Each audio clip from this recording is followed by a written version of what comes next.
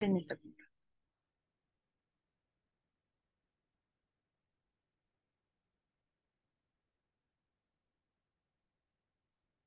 Entonces, ahora vamos a ver la clasificación de las enfermedades genéticas y el árbol genealógico. Ujú. Este es el PDF que les voy a mandar. Ujú. Después de todo lo que nos aventamos de algunas definiciones y que vimos las cromosomopatías, que son como de lo más rápido y sencillo que podemos ver, tenemos que, vamos a tener que la herencia se va a dividir en clásica y no clásica. La clásica tiene que ver con lo que propuso Mendel o la mendeliana tradicional o monogénica. Ujú. Esto tiene que ver con la forma en la que se hereda una enfermedad que es dominante, recesiva, ligada al X y ligada al Y, que se llama holándrica. ¿No? La no clásica es toda aquella que no es compatible o que difiere de lo que son los preceptos de las leyes de Mendel. Ujú.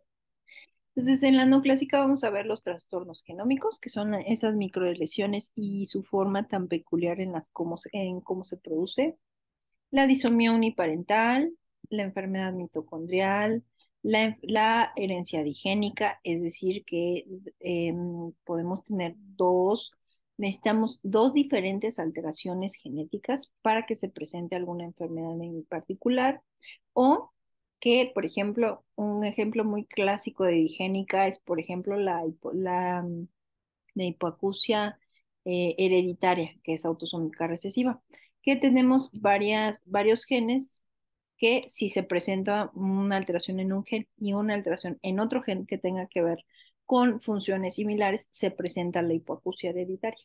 Ujú. Pero no es una mutación en un mismo gen, sino en dos diferentes genes que si se presentan juntos, se presenta la enfermedad, como si fuera una autosómico recesiva, pero que son en dos diferentes genes. Ujú. La impronta y la expansión de microsatélites, por ejemplo, son otros mecanismos no clásicos. Entonces, lo clásico es todo lo que entre en la definición clásica de las leyes de Mendel. Ujú. Aquí vamos a entrar con otros conceptos como epigenética, que está muy de moda ese término ahora. Epi, pues es sobre. Ujú. Y que tiene que ver sobre los genes, por así decirlo. Es decir, yo tengo mi secuencia de genes y esa va a estar totalmente respetada, pero va a haber alteraciones sobre ese código genético sin modificarlo. Por ejemplo, una metilación, una acetilación, es decir, silenciamientos, aperturas, etcétera, para que un fragmento que normalmente no era leído, que sea leído ahora sí, o tapar un fragmento de cierta forma porque se hace un cierre de ese pequeño fragmento o se compacta demasiado que no puede ser leído. Ujú. Vamos a ver otros conceptos que también son muy importantes que quiero que conozcan. Por ejemplo, locus, que creo que vimos ese concepto. Locus es solo una localización específica, por ejemplo, 15q21.1, que es donde se localiza el gen FB1, que es el gen que cuando hay una alteración o mutación produce, por ejemplo, un síndrome de Marfan. Ujú. Eso es su ubicación en este mapa. Un alelo es una forma alternativa de un gen. Por ejemplo, este es un alelo, no sé, el gen para el color de los ojos. ¿Mm? Por ejemplo, A, que es dominante, sería un color café, y recesivo a lo mejor es un color azul. Ujú. Esto es esto es, por ejemplo, uno de los cuadritos más tradicionales que tenemos como para hacer ejercicios en genética y ver el resultado o el fenotipo de la combinación de los alelos. Este es un alelo homocigoto. Ujú. Homocigoto es que ambos alelos son iguales, ya sea que son dominantes o son recesivos para una característica determinada. Heterocigoto quiere decir que son dos alelos diferentes. Ujú. Entonces, por ejemplo, aquí tenemos dos alelos iguales y aquí dos iguales, y cuando lo combinamos, pues esta es la F1 o la siguiente generación. Estos van a presentar la característica del color de ojos cafés, por ejemplo. Ujú. Esta pequeña, pues es que son portadores de esa herencia para poder tener descendencia con un hijo con ojos azules, siempre y cuando hereden esta A recesiva y su pareja herede otra A recesiva. Ujú. Este, pues, es una imagen muy sencilla de cómo podemos hacer una analogía entre una célula, el núcleo, que adentro tiene los cromosomas y son como ese pequeño librero. Cada cromosoma es como un libro y dentro de cada libro pues hay capítulos y hay, por ejemplo, instrucciones. Esas instrucciones son genes que nos van a ayudar a hacer todo eso que necesitamos como proteínas, enzimas, etcétera. ¿Mm? Este se llama cuadro de Punnett. Ajá. Ahora vamos a empezar con los tipos de herencia. El autosómico dominante, es decir, cuando el carácter se manifiesta aún en un heterocigoto, es decir, tiene un alelo dominante y uno recesivo, pero como este alelo es dominante, ese paciente a lo mejor tiene el cabello negro o los ojos cafés. Ujú. La A pequeña va a ser, por ejemplo, cabello rubio. Ujú. Pero estos pacientes, pues, de aquí, por ejemplo, vamos a tener que, si nosotros tenemos una A mayúscula y una A minúscula, se va a presentar el cabello negro. Ujú. Ahora, ¿de dónde viene que se hereda con el 50% de probabilidad de estos cuadros de Punnett? Si nosotros ponemos, por ejemplo, un paciente que sea portador de ese carácter dominante y el otro paciente, por ejemplo, una mamá con cabello rubio y un papá con cabello oscuro, vamos a tener que cuando estos tengan su descendencia van a tener el 50% de probabilidad de tener con cada embarazo, 50% de probabilidad de tener un hijo con cabello negro y un 50% de probabilidad de que a lo mejor sea rubio. Ajá. Pero en este caso podemos tener que son portadores estos pacientes para que en su siguiente generación pues puedan tener hijos con cabello rubio o ojos azules, por ejemplo. Pongamos que es recesivo. Ujú. Entonces, si ustedes ven acá, el papá tiene cabello negro y la mamá tiene cabello rubio. Esto lo sabemos porque el cuadrado es para hacer el símbolo de hombre y el círculo lo usamos en los árboles genealógicos para hacer una mujer. Ujú. Y aquí tenemos una mujer con cabello negro y un hombre con cabello oscuro y un hijo con cabello rubio. Ujú. Ahora, generalmente las enfermedades autosómico dominantes no son tolerantes a la pérdida de dosis génica. Ujú. Entonces, si hay una alteración en esa dosis, pues se va a presentar la enfermedad, por ejemplo, neurofibromatosis. Y ya habíamos visto como ese tipo de mutación donde sí había como importancia de cuánta dosis de esa proteína final tengamos. Generalmente son proteínas esenciales, como la neurofibromina. Ujú. ¿Qué características vamos a tener en este tipo de herencia? Va a ser igual en ambos sexos, es decir, no nos importa si son hombres o mujeres, todos tienen la potencialidad de heredarlo o transmitirlo a su siguiente generación. La transmisión es vertical, es decir, de una generación a la que sigue, ajá, de forma vertical. Ujú. Y se transmite a través de un individuo afectado. Ujú. Si tenemos individuos que no son afectados o que ya no tienen esa mutación o esa característica en particular, ya no la pueden heredar porque no la tienen. Ujú. Entonces, solo puede ser transmitida por un individuo afectado. Ujú.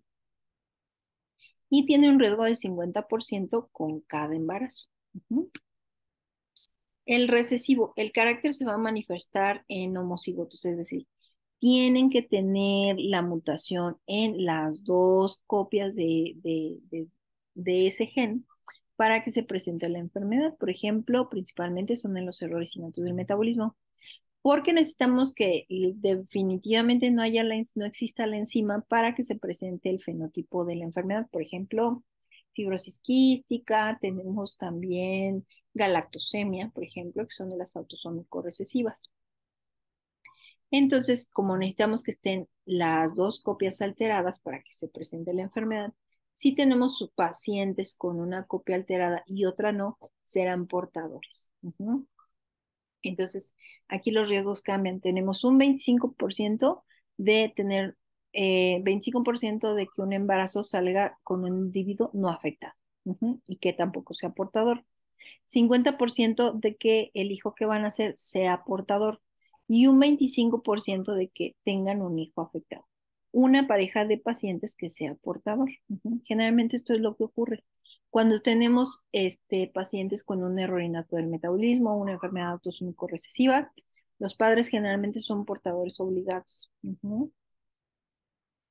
Esto se va a presentar igual en ambos sexos y si ambos padres son heterocigotos, su probabilidad es 25%. Por ejemplo, estos dos son portadores, son heterocigotos para una característica, una enfermedad, por ejemplo, pero que es recesiva. Entonces, tienen 50% de heredar la copia que está bien o la copia que está mal. Si heredan la copia que está mal, tanto mamá como papá, se va a presentar la enfermedad. Ujú.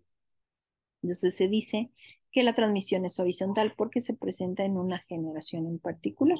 Es decir, por ejemplo, aquí había portadores en la primera generación, pero no hubo descendencia con la alteración. Y luego aquí cuando se juntaron dos portadores que se casaron, tuvieron descendencia afectada y no afectada. Este puede ser afectado, perdón, portador o no afectado. Ujú. Lo más frecuente es que ocurra este tipo de enfermedades en hijos de padres que son consanguíneos, es decir, que se casan los primos, por ejemplo. Ujú. La consanguinidad, este es otro término. Existe la consanguinidad cuando es al menos un ancestro en común en las generaciones precedentes. Es decir, comparten a lo mejor porque son primos, porque son tío sobrino, o tenemos el mismo abuelito los dos, etcétera. Ujú. Eso es consanguinidad. Tener un familiar en común de esa pareja. Ujú. ¿Qué tanto comparten de genes o compartimos de genes con nuestros familiares? Aquí vemos que si somos hermanos, pues hasta el 50% de nuestros genes. Un hijo con su mamá, 50%. Ujú. Pero ¿qué pasa, por ejemplo, no sé, un hijo, no, este individuo 2 con su tío?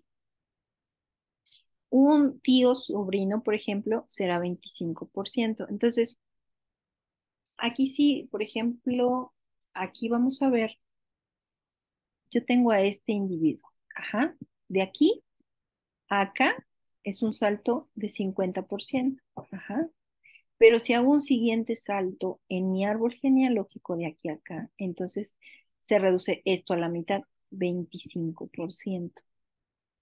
Entonces el árbol genealógico también nos sirve para hacer qué cálculo más o menos en base a los saltos que voy dando, es la cantidad de genes que puedo estar compartiendo, pero qué tanto comparte este individuo 2 con el 3. Bueno, vamos a dar los saltos. De aquí a acá, 50. Y en esta misma línea familiar, 25. Y de este 25, la mitad de 25 es 12,5. Ajá. Entonces, para resumirlo, pues los primos comparten 12,5%, tío, sobrino, abuelo, nieto, 25, y con quienes compartimos 50% es padres, hijos y hermanos. Ujú. Bueno, vamos a seguir. Ay, déjenme deshacerlo, perdón.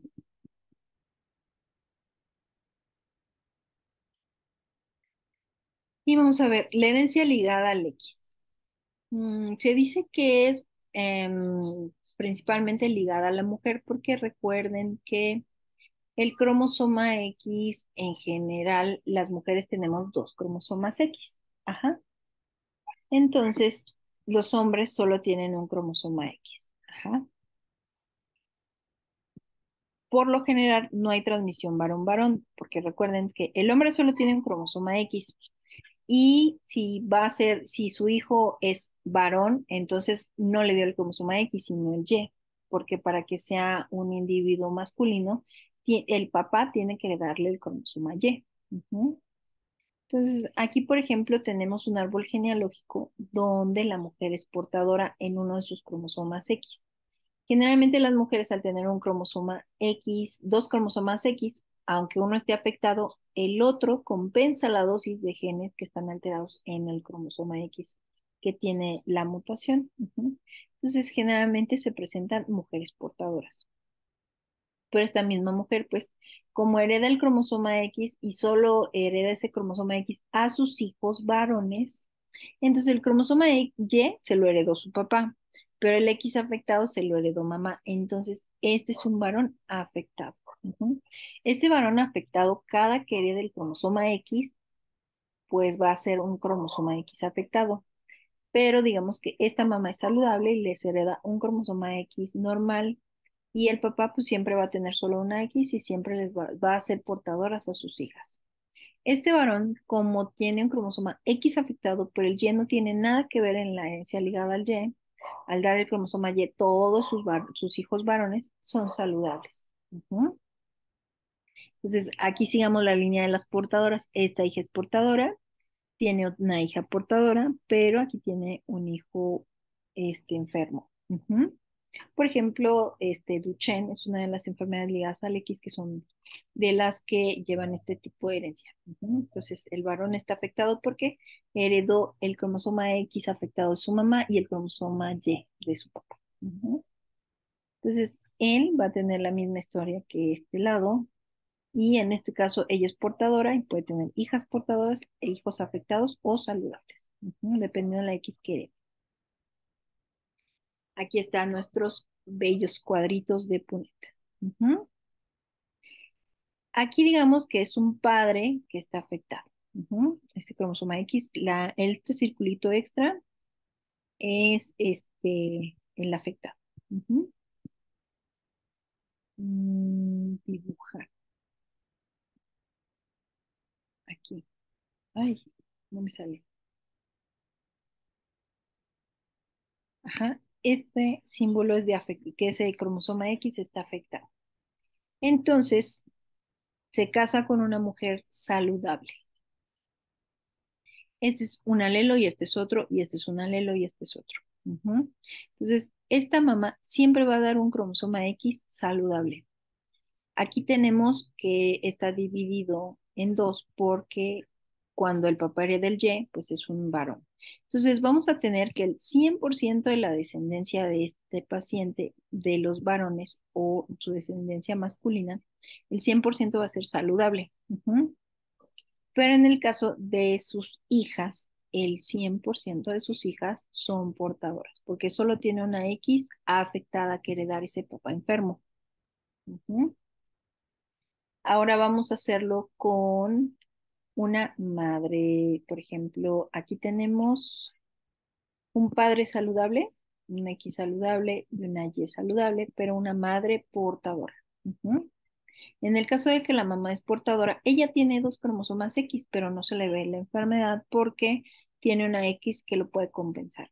Entonces, siempre va a heredar o la X con alteración o la X saludable. Ujú. En el caso de las hijas, va a tener una descendencia con un 50% de riesgo de ser portadoras, 50% de riesgo de ser saludable, un 50% de tener hijos afectados y un 50% de posibilidades de tener hijos saludables. Entonces, en la herencia ligada al X depende del sexo del producto, el riesgo que vamos a tener y de la combinación que encontremos. Padre enfermo o madre portadora. Ujú. Este sí es como más complicadito. Ujú. Por todos mis dibujos. Perfecto. Entonces, más o menos se va entendiendo.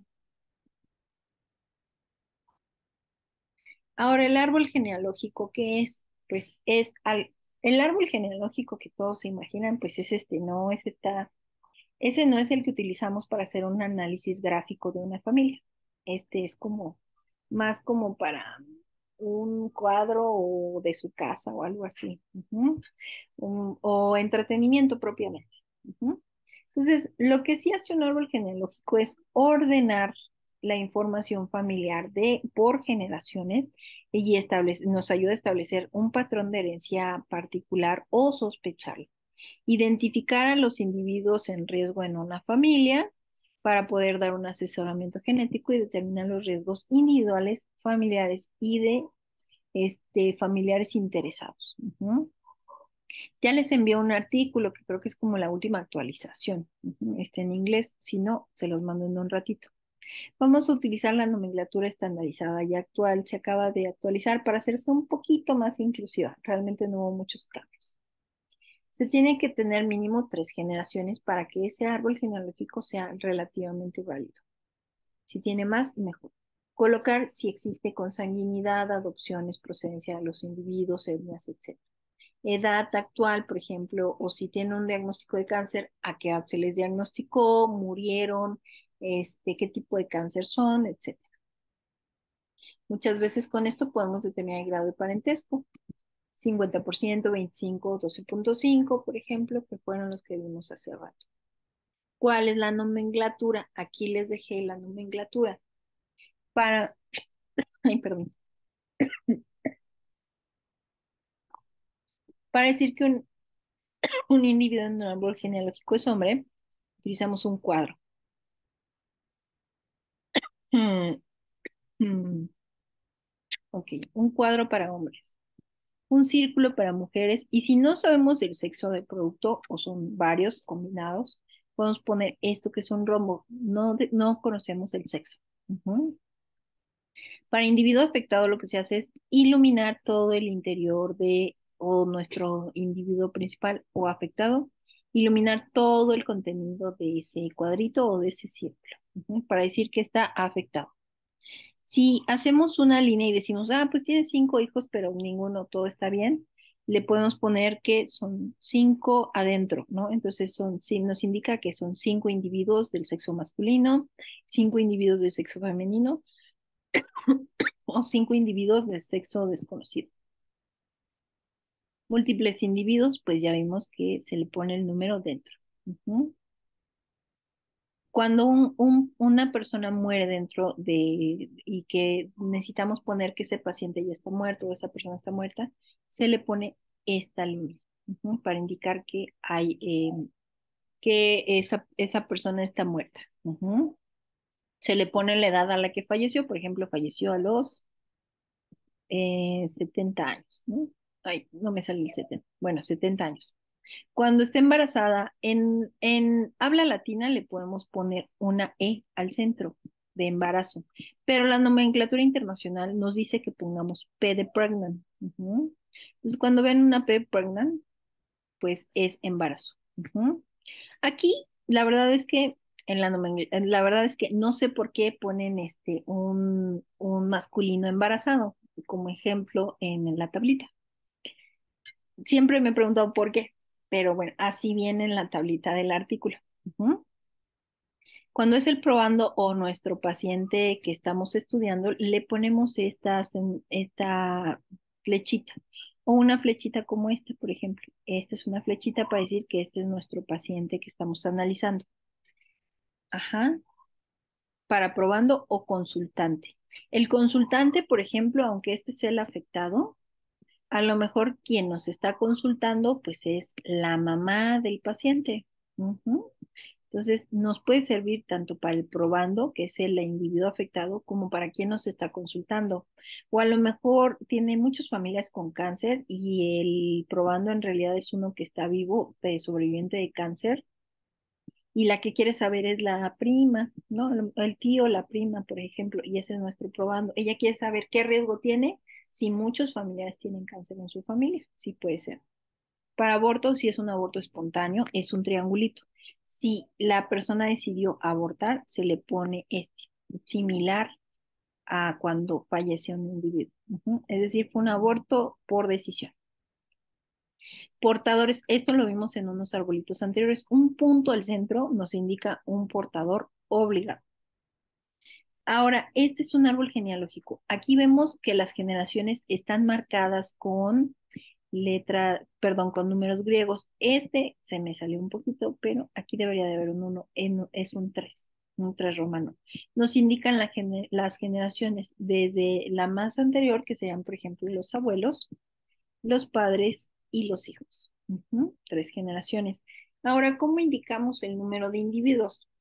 Se van indicando de izquierda hacia su derecha con 1, 2, 3 y 4.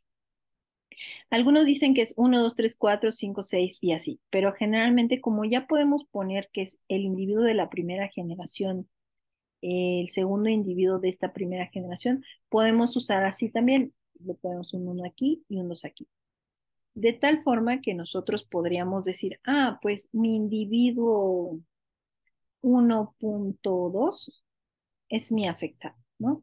Entonces buscamos la generación 1 y al individuo marcado con el número 2. Entonces, si hiciéramos esto aquí, podríamos decir que mi individuo 2.3, por ejemplo.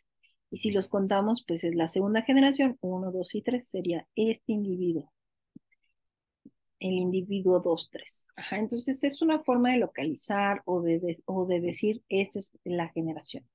Cuando hay una relación de que están casados, se pone una sola línea, que es esta.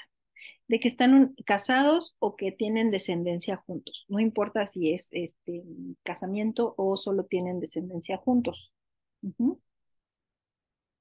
Y si hay consanguinidad, se ponen estas 2 rayitas, de que a lo mejor estos individuos son primos. Ujú. O tienen ancestros en común. Déjenme borrar todos estos, borrar todos mis dibujos. Ya casi terminamos. Las relaciones entre ellos. Ok, esta línea es que tienen una relación sentimental o se han reproducido entre estos dos. Esta línea es para decir que hay descendencia. Ujú. Esta es una línea que nos va a indicar cuántos individuos pertenecen al producto de esta relación. Ujú. Y hacia abajo son líneas individuales que nos indican que cada una de estas líneas va a dar origen a uno de los familiares. Es decir, aquí son 2 padres que tienen 3 hijos. Ajá. Aquí, por ejemplo, estas otras líneas es cuando donaron algún gameto. Por ejemplo, un esperma donador o un óvulo donador se identifican así. Ujú. D de donador. Ujú. Que también está en inglés, pero coincide que donador en español también empieza con D. Cuando hay una separación, un divorcio o ya no saben nada de esa persona, se ponen estas líneas así. Ujú. Esto quiere decir que este padre vive con este hijo y que la mamá está separada de estos 2 individuos. Eso es lo que quiere decir. Normalmente ocurre al revés, ponemos las líneas acá porque a lo mejor el papá se divorció o no saben nada de él y los que viven juntos son mamá e hijo. Ujú. Cuando son gemelos, cuando son disigóticos, es decir, cuando son cuates y son gemelos no idénticos, se pone así. Y si son monocigóticos o iguales, se pone esta pequeña línea que indica que son gemelos idénticos. Cuando no sabemos qué pasó, no conoce a su familia, se pone un signo de interrogatorio hacia arriba, esta línea y un signo de interrogación para indicar que ese paciente desconoce quiénes son sus papás, sus abuelos, etc. Ujú. Cuando no tienen hijos por elección, una sola línea. Por infertilidad, que es frecuente, se ponen 2 líneas. Es decir, sí lo intentamos, pero no hemos podido tener hijos o no queremos. Ujú. La última adaptación fue en 1995 y apenas hace unos días acaba de salir la renovación de de estos símbolos. Ahora, estos símbolos no cambiaron. En realidad se hizo algo como más inclusivo para incluir a los que se consideran mujeres, hombres, etcétera. Ujú.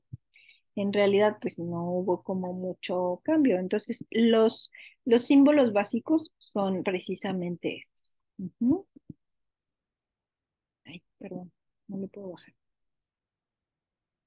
Entonces, el árbol genealógico, a final de cuentas, es esta representación gráfica de la historia familiar que señala la herencia de una o varias características de una misma familia o miembros en una familia. Ujú. Entonces, los miembros de la familia van a ser en números arábigos y las generaciones con números romanos. Ujú. La historia clínica, pues básicamente que lo básico de toda historia clínica es el interrogatorio, se apega a la norma oficial 004 y se tiene que hacer las documentaciones conforme la normativa. La historia familiar, aquí lo que se incluye extra en lo que es una historia clínica de genética, pues es la historia que tiene que ver más con la familiar, se incluye el árbol genealógico, se puede hacer una descripción de los antecedentes heredofamiliares o el genetista generalmente agrega el árbol genealógico para describir todos los antecedentes heredofamiliares. Se hace una exploración física que se llama dismorfología, que vamos a ver qué términos utilizamos, a qué nos referimos con dismorfología en las siguientes clases. Ajá. Nos informan, por ejemplo, adopción, si hay expresividad variable, penetrancia incompleta. Entonces, el esquema de una historia clínica de genética es mucho más amplio que una historia clínica tradicional. Ujú. Si tomamos mucho en cuenta los antecedentes perinatales, postnatales, estudios que se hayan hecho, si un aborto se estudió o no se estudió, todo eso es importante para nosotros en genética. En general se parecía un poquito más, es más acercada hacia la historia clínica de pediatría que hacia otro tipo de historias clínicas. Ujú. Bueno, vamos a dejar de compartir y lo que vamos a hacer es un pequeño ejercicio para enseñarles cómo se usa no sé, en el chat les mandé como la página que vamos a usar y ya con eso terminaríamos. Ajá, a ver, Progene. Les voy a empezar a compartir mi pantalla mm, para que vean cómo se ve este programa. Este es Progene. Ajá. Lo que vamos a seleccionar es dibujar pedigrí. Aquí le van a poner, por ejemplo, su nombre. Claudia Itzel. Ajá. Next. Aquí van a tener como lo básico y vamos a poder hacer como ese dibujo de nuestra familia. A lo mejor yo tengo más hermanos, entonces vamos a agregar uno, dos, tengo dos hermanos, ¿no? Y yo soy la más grande, ese no tenemos que hacerle cambios. A lo mejor yo soy la probanda. Entonces aquí, por ejemplo, podemos agregar alguna relación, podemos cambiarle el sexo, por ejemplo, quiero poner primero a mi hermano, entonces, o desconocido. Ujú. Sexo desconocido en este caso, femenino. Ajá. Puedo agregar que soy adoptada. Ujú. Ese es el símbolo de adoptado. Por ejemplo, puedo agregar alguna, alguna otra cosa como sobrinos, etcétera. Vamos a aplicar un símbolo. Por ejemplo, yo tengo rinitis alérgica. Ujú. Y se va a agregar inmediatamente. Ajá. Ahora, ¿puedo hacer otra cosa? Sí, podemos aplicar subtexto. Por ejemplo, es Claudia, tiene 38 años. Y a lo mejor es importante, no sé, algún antecedente vamos a ponerle un CA de mamá, ujú, a los 25, ujú, 25 años, pero sigue viva. Ujú. Aquí voy a agregar, a lo mejor me equivoqué y quiero ponerle que es una niña, perdón, una mujer. Ujú, y así le voy agregando. Ahora, aquí es padre, a lo mejor ya no vive. Ujú. Entonces, deceased. Ujú. Y aquí podemos poner, no sé, vamos a aplicar símbolos. Entonces, el que más van a utilizar es aplicar símbolos y aplicar subtexto. Aplicar símbolos porque a lo mejor, no sé, la mamá tiene hipertensión arterial. Ajá. Y así podemos ir dibujando nuestro árbol genealógico. Su árbol genealógico debe de constar de 3 generaciones mínimamente. Ujú. Y al menos 2 condiciones diferentes. Por ejemplo, el color de ojos de su familia, o si ustedes mismos han detectado que tienen, no sé, alguna enfermedad que se esté segregando en su familia, pues sí lo podrían agregar. Ujú. Aquí, por ejemplo, podemos agregar más personas, ¿no? Es importante a lo mejor este antecedente de que su abuelita paterna tiene otros hermanos que fallecieron de cáncer a temprana edad y los vamos agregando. Ajá. La flecha de abajo es para agregar un hijo hacia abajo. Ujú. Y esta de aquí abajo es para agregar que se casó con alguien. Ajá. Entonces, se va a quedar grabado, pero recuerden, hacia arriba para poner alguna persona en particular que sea papá, mamá. Hacia el lado para poner hermanos. La de abajo para decir que se casó con alguien. Y la última flechita para decir que estos dos individuos tuvieron un hijo.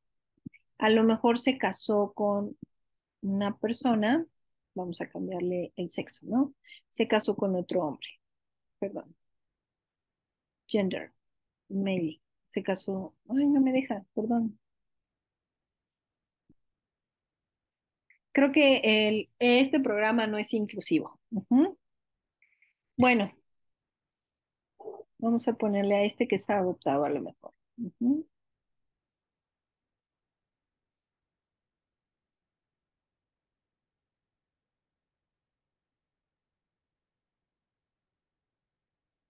A ver si así ya me dejan ponerle.